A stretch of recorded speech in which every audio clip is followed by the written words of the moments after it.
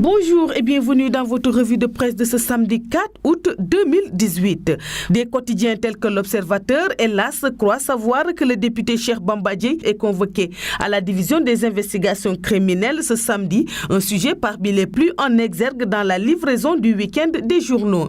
Un feuilleton judiciaire va s'ouvrir ce samedi avec la convocation de Cheikh Bamba Dièye à la division des investigations criminelles à 9h ce samedi, avance le quotidien l'As. Il note toutefois que des sources judiciaire renseigne que la convocation du député du FSD/BJ est nulle dans la mesure où le principal concerné est couvert par l'immunité parlementaire.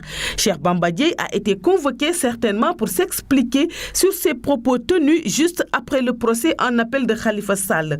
Le président du FSD/BJ traitant à l'occasion les magistrats Malick Lamotte et Demba Kandji de faire partie de l'association de malfaiteurs dirigée par Macky Sall et d'être corrompus, souligne l'Observateur.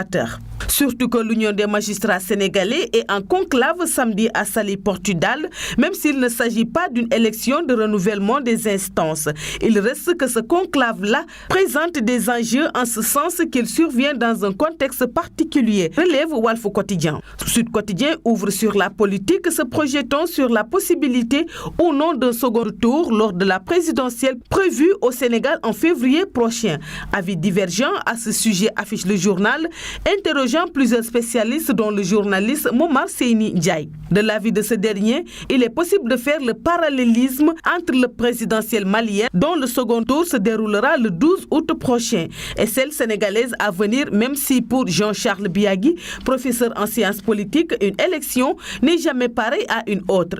Interdiction de manifester pour les victimes de bavures policières, affiche Vox Populi. Il signale que le préfet annule la marche au motif de tentative de discréditer une institution publique. Le journal Le Quotidien annonce que le Forum civil demande la fin des manquements récurrents liés à la pénurie d'eau au Sénégal et à Dakar en particulier, là où Le Soleil revient sur le lancement des nouveaux documents de transport routier et des plaques d'immatriculation sécurisées. Il rapporte que selon le chef de l'État Macky Sall, avec ce projet, le Sénégal disposera d'un des systèmes les plus modernes au monde, adossé à des supports numériques permettant une meilleure gestion des données liées aux véhicules et aux conducteurs.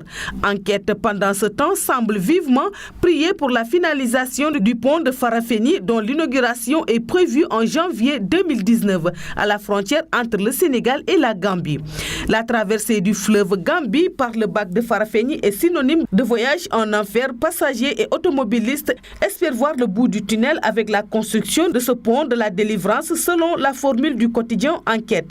De Senghor à Macky, en passant par Abdou Diouf et Wade, le pont de Farafenni a toujours alimenté les fantasmes des autorités gambiennes, conclut Enquête. C'est tout pour la revue de presse parvenue à la rédaction du groupe Média du Sud. Merci et bonne lecture à tous.